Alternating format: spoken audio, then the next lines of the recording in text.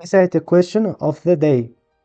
A linear model estimates the population of a city from 1991 to 2015. The model estimates the population was 57,000 in 1991, 224,000 in 2011, and X thousand in 2015.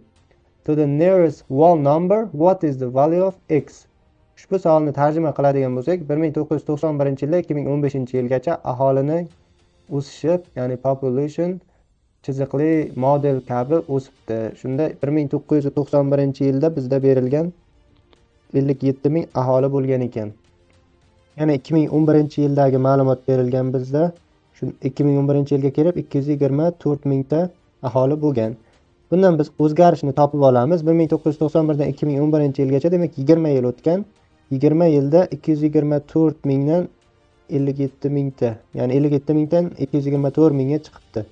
Buni 20 ga bo'lsak, ayirmasini 1 yilda qanchaga oshgani kelib chiqadi? Bu 8.35.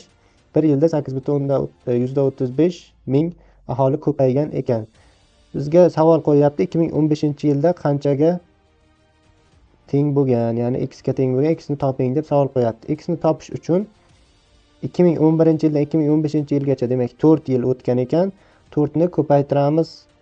Har yili qancha ko'paygan bo'lsa, o'sha songa qo'shamiz 2011-yildagi aholi sonini.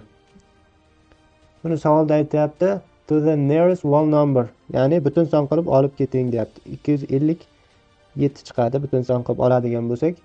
Demak, x'imiz 257, 2015-yilda 257 ming taxminan aholi yashagan ekan.